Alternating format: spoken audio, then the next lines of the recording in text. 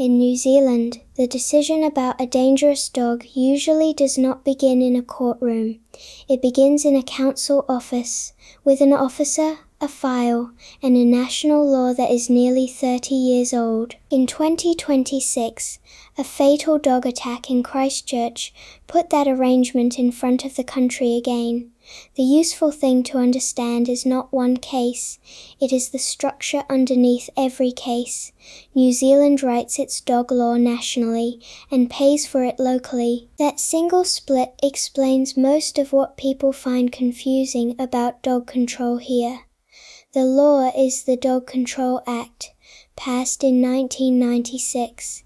It applies everywhere in the country, from Kaitaia to Bluff. The people who carry it out are territorial authorities, which is the formal name for city and district councils. Central government does not run animal control.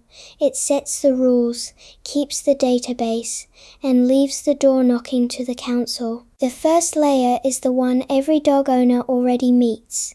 Dogs must be registered with the local council, and registration is renewed each year. The details flow into a national dog database held by central government. That record includes breed, year of birth, and microchip number. Dogs registered for the first time from July 2006 onward must be microchipped. Working farm dogs used for herding stock are exempt from that requirement. Now move to the part that only some owners meet. The Act gives councils two labels for higher risk dogs. The first is menacing. A council can apply that label when it believes a dog may threaten people, stock, or protected wildlife. The belief can come from observed behavior or from reported incidents. A menacing classification does not mean the dog is destroyed. It usually means the dog must be muzzled in public and the owner may be required to neuter it. The second label is dangerous. That one sits higher and follows a serious incident or an owner's own admission. The conditions are stricter. They can include secure fencing, leashing and muzzling in public, neutering, and limits on where the dog may go. Neither label is a criminal conviction. Both are administrative decisions made by a council with a right of appeal. Destruction is where the courts enter. The Act allows courts to order that a dog be destroyed in certain circumstances. That usually happens through a prosecution of the owner rather than a trial of the animal. So the honest answer to who decides the dog's fate is, it depends which door the case goes through. A council decision, a court order, and an owner's own agreement are three different paths to the same result. There is one more layer added in 2003. That year Parliament amended the Act after public pressure following serious attacks. Certain breeds and types were banned from being imported. Councils were also required to classify dogs of those listed types as menacing automatically, regardless of behavior. The American Pit Bull Terrier type is the best known of them. This is the most argued about clause in New Zealand dog law. Supporters say it is a blunt but useful reduction of risk.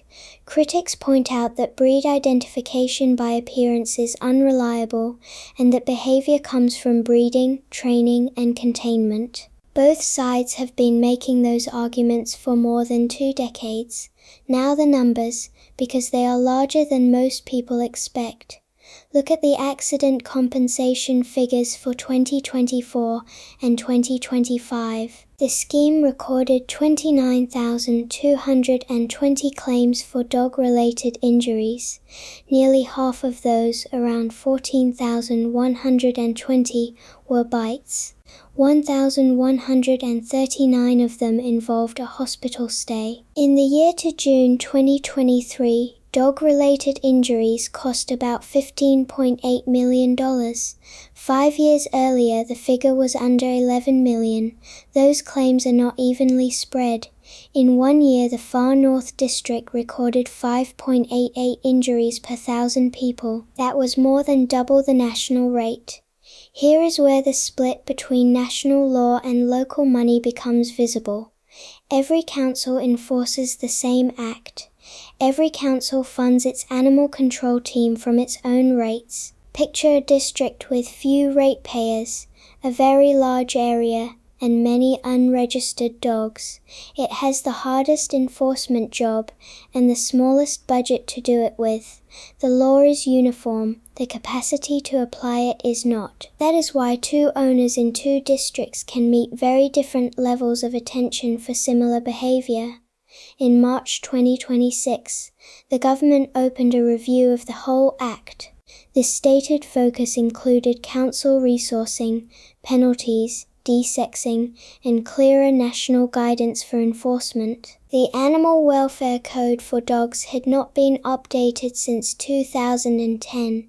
Reviews like that usually arrive after a long accumulation of individual incidents. If you own a dog or live next to one, this is the part worth sharing. Councils act on reported behavior. A dog that has rushed at someone or escaped repeatedly only enters the system if the incident is reported. Classification is built from that record. No record, no pattern, no grounds, which leads to a conclusion that is not comfortable. A national law with a local budget will always produce a national standard and a local reality. The gap between them is not filled by Parliament. It is filled or left empty by whoever picks up the phone.